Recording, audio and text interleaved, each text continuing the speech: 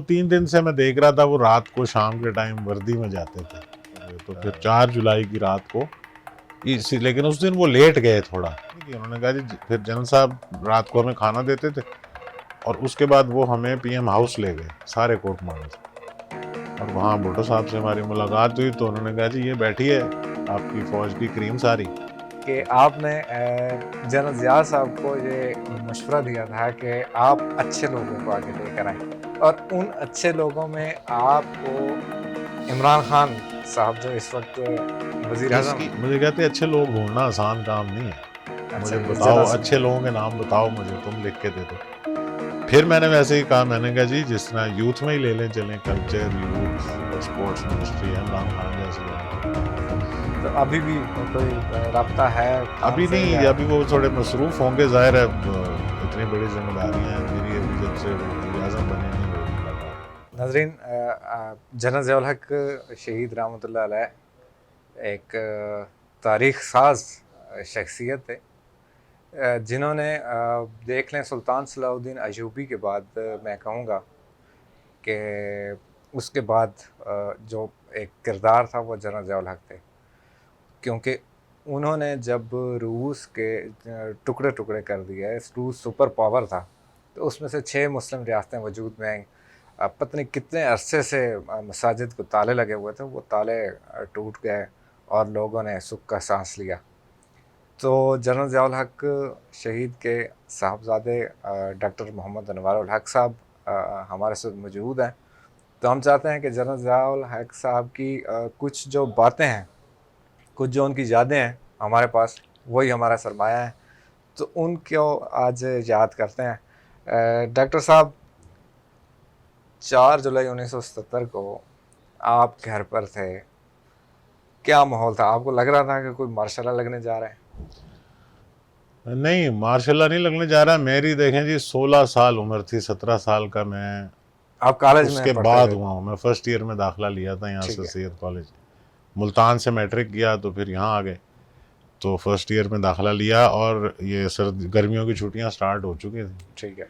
तो मैं घर पे था। उससे कोई 2-3 हफ्ते पहले वालदा और दोनों बहनें यूके चली गई थी, वो छोटी सिस्टर का ऑपरेशन था, ठीक है। ज़ेन का। जी जी। ये उस वक्त 5 साल की नहीं हुई थी, 4 साल की थी, तो इसकी ओपन हार्ट सर्जरी थी और उसके लिए, और वो हुई है 1 या 2 तारीख को, ठीक है। और उसके बाद उसकी हालत क्रिटिकल हो गई।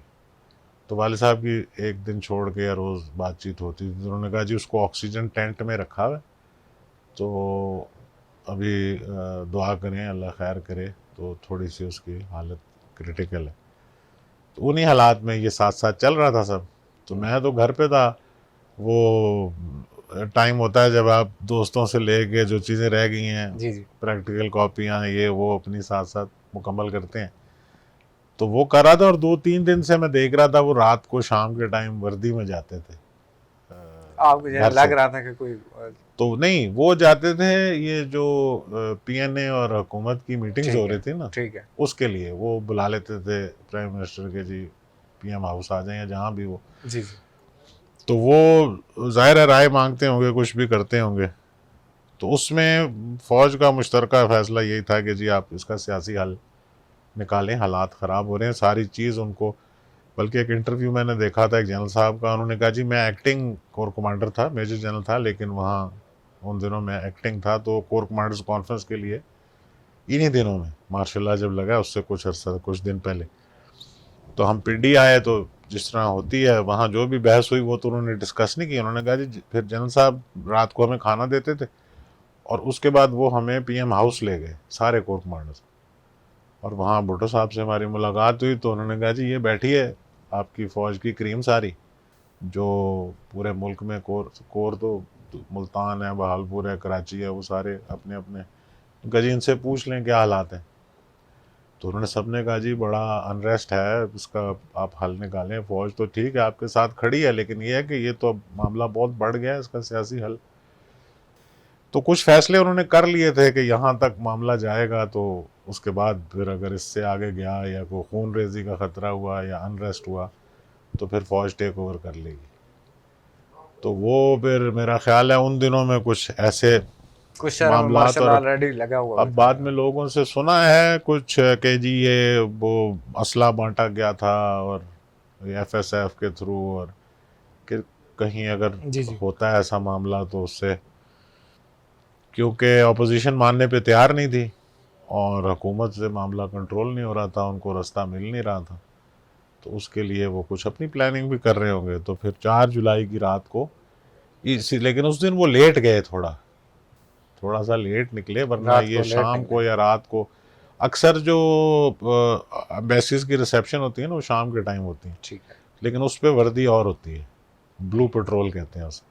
ठीक तो है। ये तो रेगुलर वर्दी पहन के जाते रहे उन दिनों में, तो वो मुझे अंदाज़ा है कि वो उन मीटिंग्स के लिए उनको बुलाते थे। हम्म, पर ये उस दिन जीएचक्यू जाना था उन्हें, और साथ उनका एडीसी और मिलिट्री सेक्रेटरी और ठीक है। ड्राइवर, बस ये 4 लोग 4 लोग। और घर से वो निकले आप हैं। सुना चुके हैं, पीर मोहम्मद साहब को वो कह गए थे जी कि आपने आज यहीं सोना है, ठीक और है को फौज इधर उधर घूमती नजर आए तो इधर उधर उठा के फ़ोन ही नहीं करनी, ठीक है। कहाँ टेलीफोन नहीं घुमाने इधर उधर। तो मुझे नहीं था अंदाज़ा कि क्या होने जा रहा है। मैं सुबह उठा तो वो उसने कहा जी मार्शल लॉ लग गया है। मैंने कहा अच्छा, वो पहले भी खबरें आई थी 3-4 जी शहरों में। फिर मैंने दोस्त को फ़ोन किया, क्या कर रहे हो? उसने कहा कुछ भी नहीं, आ जाओ। फिर सारा दिन हम वहाँ क्रिकेट खेलते रहे। रेडियो पे मैंने सुना रास्ते में, कोई 11 बजे की खबरें थी या कौन सी, कि मुल्क में मार्शल लॉ लग गया, chief marshal administrator general Ziaul हक है, ये वो सारी मैंने गुफ्तगू सुनी। उसके बाद मैं यहीं पढ़ता रहा हूँ सर सैयद कॉलेज में, रोज़ वाले साहब वहीं से मोड़ लेते थे जीएचक्यू की तरफ, वो बिल्कुल अच्छा कोने पे है। आपने स्टेट बैंक के सामने आपने देखा होगा सर सैयद कॉलेज। तो बल्कि सुबह जब क्लासें लगने से पहले हम बाहर ही खड़े होते थे, हाँ, जब वो हूटर शूटर बजते थे, तो वो सारा सिलसिला चलता रहा। लेकिन वो टाइम फ़र्क था, इस तरह का निज़ाम नहीं था, सिक्योरिटी के कोई अच्छा इश्यूज नहीं थे। जब जनरल ज़िया साहब सदर थे तो कॉलेज वगैरह में आपको कोई वीआईपी कोई नहीं, प्रोटोकॉल मिलता था? बिल्कुल नहीं। मैं पैदल आया हूँ कई दफ़ा वहाँ से, सुबह ड्राइव गाड़ी उतार आती थी और वापसी भी लेने आती थी। कई दफ़ा तो किसी दोस्त के साथ आ गए, कभी पैदल आ गए, किसी ठीक को पता ही नहीं होता था। तो उनकी शहादत के बाद लोग नाम सुना होगा अनवारुल हक, एजाजुल हक, लेकिन शक्लों से नहीं पहचानते थे। अच्छा हम इस तरह से कभी सामने नहीं आए। बिल्कुल। तो डॉक्टर जो साहब मैं तकरीबन 95% दौरों पे बाहर के मुल्कों में उनके साथ रहा हूँ, हमारी तस्वीरें भी नहीं छपती थी। अच्छा हाँ, तो वो उन्होंने कभी कोशिश नहीं की कि मैंने, आप लोगों को उनके आगे भाइयों को कोई नहीं बिल्कुल जानता, बहनों के भतीजे भांजे, बिल्कुल हाँ, हाँ, मतलब वो सारे हैं ना। बिल्कुल। आजकल के मौजूद जो सियासतदान है उनका तो छोटा सा बच्चा भी होता है तो सब लोग उनको सब जानते हैं। अपनी अपनी बिल्कुल मुलाजमत ऐसा है। करके रिटायर होके अब। तो डॉक्टर साहब आपने आखिरी आपसे एक बात करूंगा और फिर आपसे इजाज़त चाहूँगा। आपने जनरल ज़ियाउल हक साहब से एक बार सुनते हैं, क्योंकि आज अल्लाह ने मौका दिया आप सामने बैठे हैं तो मैंने कहा आपसे पूछ ही लूँ कि आपने जनरल ज़िया साहब को ये मशवरा दिया था कि आप अच्छे लोगों को आगे लेकर आएँ, और उन अच्छे लोगों में आपको इमरान खान साहब जो इस वक्त वज़ीर आज़म इसकी हैं इसकी ना एक बैकग्राउंड है। लगे थे, और आपने कहा जब हम मेडिकल कॉलेज में थे ना, तो हमारे कुछ फंक्शन होते थे कॉलेज के सालाना। ठीक है 2 बार हमने दावत दी, इमरान खान साहब वहाँ आए। फिर हमने एक तंजीम बनाई प्राउड पाकिस्तानी के नाम से, अच्छा मेडिकल कॉलेज ये बड़ा, लाहौर की बात कर रहे पिंडी हैं पिंडी पिंडी की? पिंडी आरएमसी, अच्छा रावलपिंडी मेडिकल कॉलेज। ठीक है वो उस तंजीम के ज़रिए से हमने बेतहाशा फलाई काम किए। उसके हमने 2 बड़े फंक्शन कराए।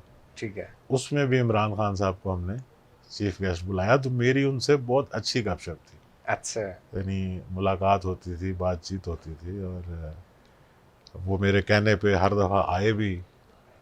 इनके जो बहनोई हैं फिजुल्ला नियाज़ी, उनसे भी हमारी बड़ी दोस्ती थी। अच्छा अगर वो अवेलेबल नहीं होते थे तो हम उनके थ्रू पैगाम भेज देते थे कि जी इन डेटों में उन्हें कहीं टाइम निकाल लें हमारे लिए। ठीक है तो वो आते थे और पूरा पूरा टाइम 2-2 घंटे 3-3 घंटे। फिर ये एक फंक्शन था 1985 में, मेरी शादी से 2 हफ्ते पहले, ये लियाकत जिम्नेजियम में ठीक है हमने एक म्यूज़िकल शो किया था, जिसमें तकरीबन पाकिस्तान के उस वक़्त के जितने फ़नकार थे, और चीफ गेस्ट इमरान खान साहब थे। अच्छा मैंने वाले साहब से कहा, उन्होंने कहा मैं आऊँगा आधे घंटे के लिए। ठीक है वो प्रोग्राम शुरू हो गया, वाले साहब आधा घंटा लेट आए, लेकिन वो एंड तक बैठे रहे।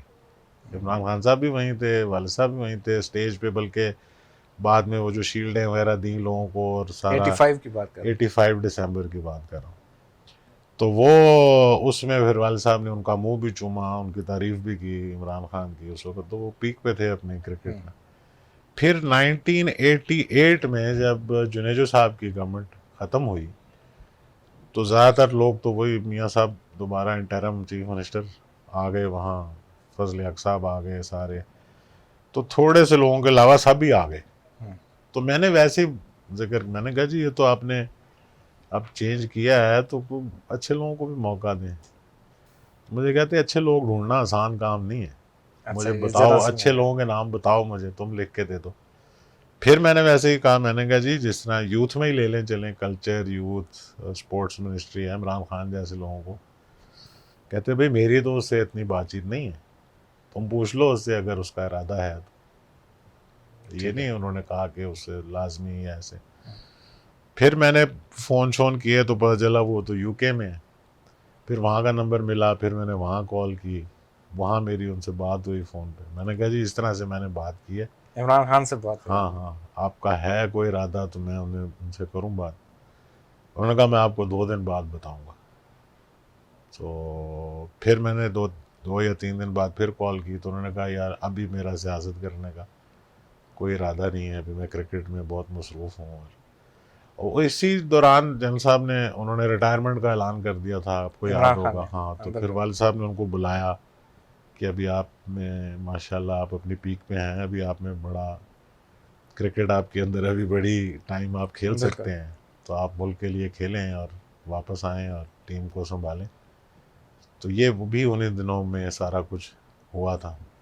उसके बाद फिर शौकत खानम जब बना तो मेरी उनसे बहुत सी मुलाकातें हैं। उसको अभी जब पीटीआई बनाई उसके बाद भी उनसे होती रही मुलाकातें। तो ये है इसकी बैकग्राउंड सारे वाक़े की। बहुत शुक्रिया डॉक्टर साहब। तो अभी भी कोई राब्ता है खान अभी से नहीं, या? अभी वो थोड़े मसरूफ़ होंगे, ज़ाहिर है इतनी बड़ी ज़िम्मेदारियाँ हैं मेरी, अभी जब से वो वज़ीर-ए-आज़म बने नहीं हुई मुलाकात। लेकिन मुझे उम्मीद है मैं पैगाम दूँगा तो वो टाइम देंगे या बातचीत हो जाएगी। बहुत शुक्रिया डॉक्टर साहब। नाज़रीन, उम्मीद है आपने हमारा जो ये यूट्यूब चैनल है ज़रूर सब्सक्राइब किया होगा। अगर नहीं किया तो इसको सब्सक्राइब करें और बेल के बटन को भी ज़रूर प्रेस करें ताकि कोई भी नई हमारी वीडियो होती है तो वो आपको बर वक्त मिलती रहे। तो अगली बार किसी नए मौजू के साथ इंशाल्लाह आपकी खिदमत में हाज़िर होंगे। तब तक के लिए इजाज़त दें। अल्लाह हाफ़िज़। पाकिस्तान जिंदाबाद।